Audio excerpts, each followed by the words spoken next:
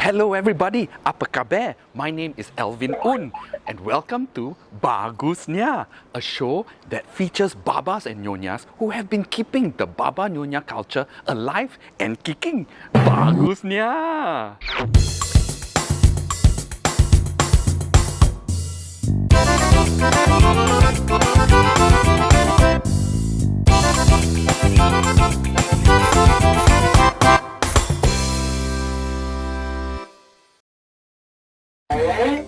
Today, we are at Geylang, Singapore. Did you know that there used to be many Baba families living in the Geylang area? Yeah, my great-grandfather used to stay at Lorong 22. But today, we are going to Lorong 28 to visit a Baba who is now living in a Peranakan shophouse. Let's go visit Rumah Baba Fred.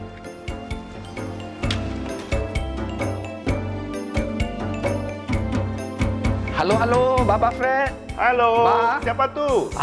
Baba Alvin sini. Halo Alvin. Halo, Alvin. apa khabar? Apa khabar? Lama tak jumpa Ya. Boleh masuk tak? Selamat datang. Boleh. Okey. Wah. Masuklah. Wah, cantik sekali. Ayo.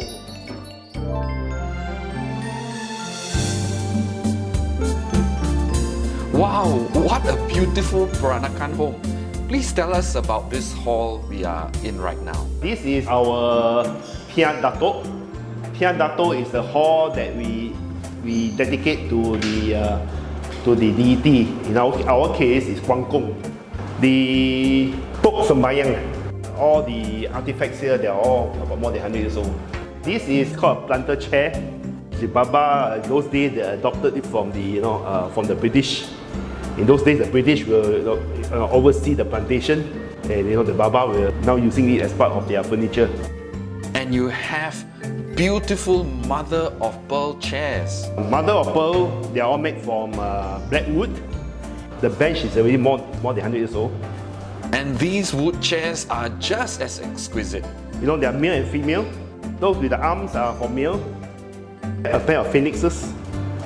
Alright, these are all gold leaf. Those without no arms are generally for the woman. Even the carpet you are stepping on is what we call the Irish carpet. Again, dated in the early 1900s. We Baba love flowers. There are a lot of roses on it. And here below you have the spittoons. Pair of spittoon, and these are mirror pair. So the image you can see, they are all mirror image. Shall we go to the next room? This is our family room, and also the cabinets.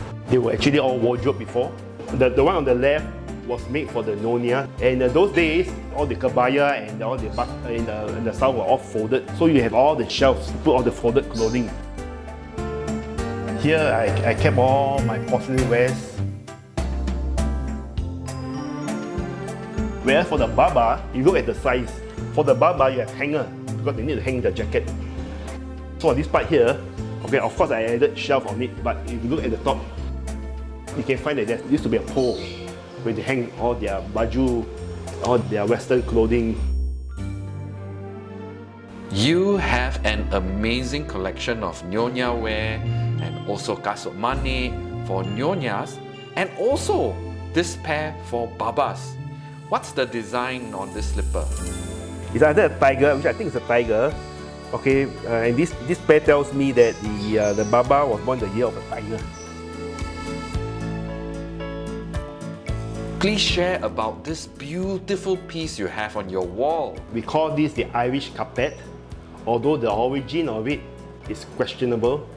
Some say it comes from England, but it is a rug used by the European to cover their furniture during the summer period when the sun was very hot. But the Baba use it for during their wedding to put on the wedding table.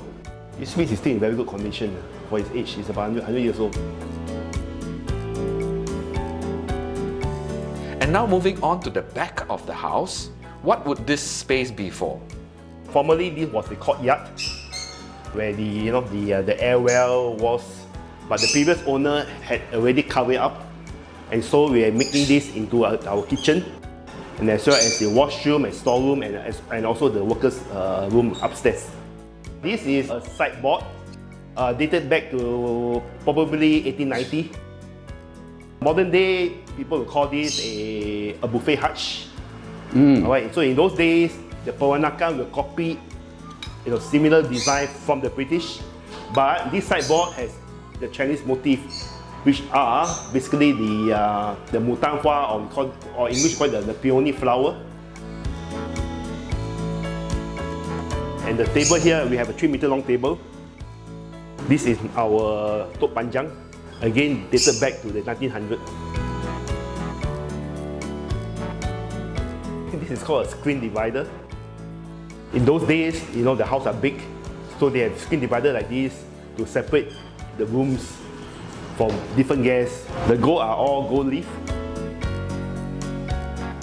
This foot cover was imported from Palembang way back in 1905, 1910. So the local Nyonya will add the embroidery to it.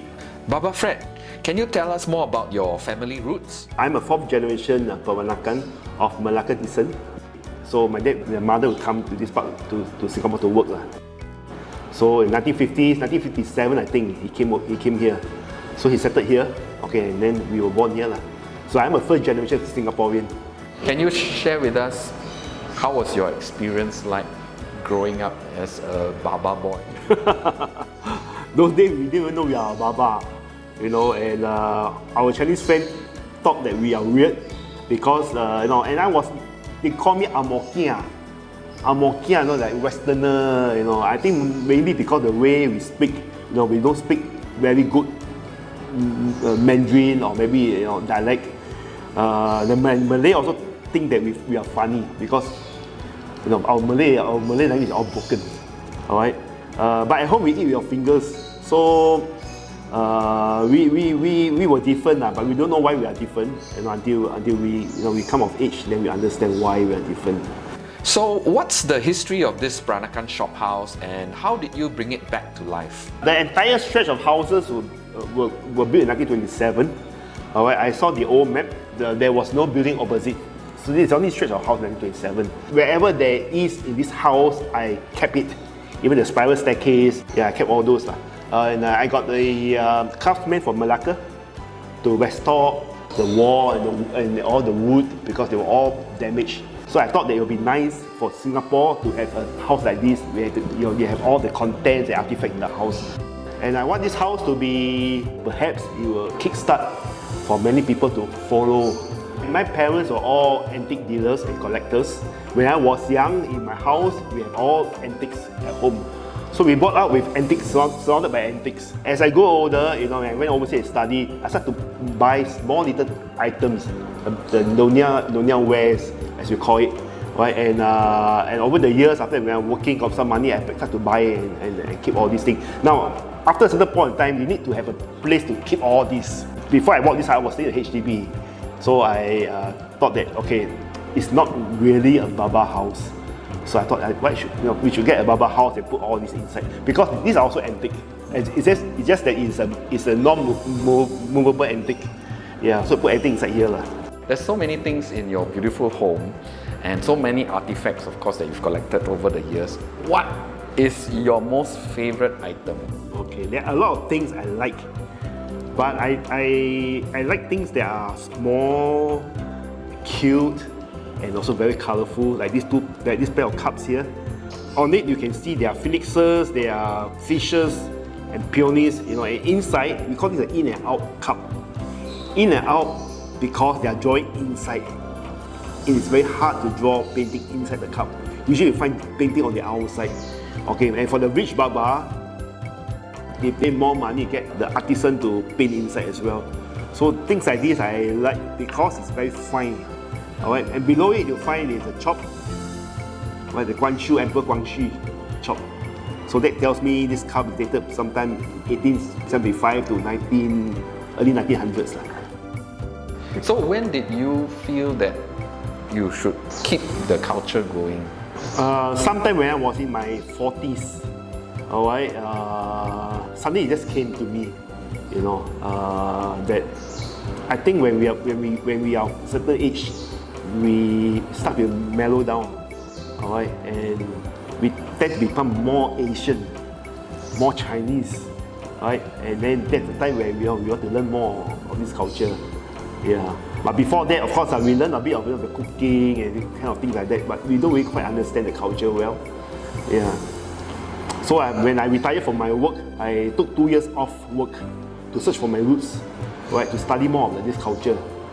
What is your opinion on the state of the Baba Nyonya culture today? Sadly, a lot of the younger generation do not appreciate this culture. Alright, they at most probably if you're lucky they wear the batik shirt. Alright, but beneath it is hollow, it's empty. I find there's emptiness inside them. But the government is doing a lot of work to promote this culture. Alright, you look at the airport, the Peranakan museum, but all these are material culture. The non-material culture is dying. Alright, the beliefs, Confucianism and Taoism aspect of it is lost. Because the Baba culture is basically a Chinese culture that is now missing.